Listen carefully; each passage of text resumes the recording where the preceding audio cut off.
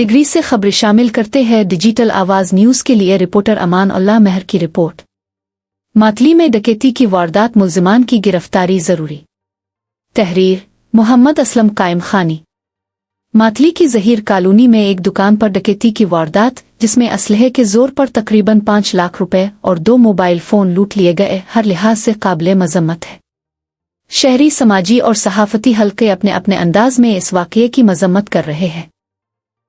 उन हलकों में निजी गुफ्तगू के दौरान एक सवाल भी ज़ेरे बहस आ रहा है कि जब भी मुनशियात फरोशों और दीगर गैर कानूनी धंधों में मुलव्वस अनासिर के खिलाफ पुलिस किसी किस्म का एक्शन शुरू करती है तो शहर में कोई ना कोई बड़ी वारदात जरूर हो जाती है। आखिर ऐसा क्यों होता है? इस सवाल का जवाब कुछ ज्यादा पोशीदा नहीं और ना ही माजी करीब बईद में कभी रहा है। हमारे शहर के संजीदा हलकों की याददाश्त काफी मजबूत है। उनके जहनों में ये बात जरूर महफूज होगी कि जब भी मुनशियात फरोशों और बड़े डीलर्स के खिलाफ पुलिस ने कार्रवाई की तो मोटरसाइकिल चोरी, छीने, रहजनी और छोटी बड़ी डकैतियों का सिलसिला शुरू हो गया। इसके बाद एहतजाज भी देखने में आया और ये सिलसिला अक्सर एक्शन लेने वाले पुलिस अफसरान के तबादले के बाद ही खत्म हुआ। ऐसी वारदातों के साथ साथ एक्शन लेने वालों के खिलाफ एहतजाज भी मातली के शहरी और समाजी हलकों ने बारहा होते देखा है, जिन्हें सहाफती हलकों ने कलमबंद भी किया है।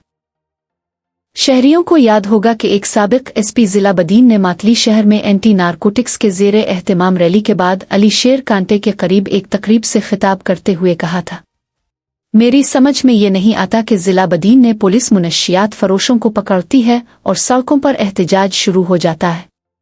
हालिया डकैती में 3 मुल्जिमान शामिल थे, जिनमें से एक मोटरसाइकिल पर बैठा रहा जबकि 2 पैदल चलकर दुकान में दाखिल हुए। उनमें से एक ने अपना चेहरा छुपा रखा था जबकि दूसरे का चेहरा खुला हुआ था। इस हकीकत से इनकार नहीं किया जा सकता कि इस वारदात के पीछे चोरी शुदा मोटरसाइकिलों की खरीद और फरोख्त, नकद रकम, मुनशियात और दीगर गैर कानूनी सरगर्मियों में मुलव्वस पर्दा अनासिर का हाथ हो सकता है।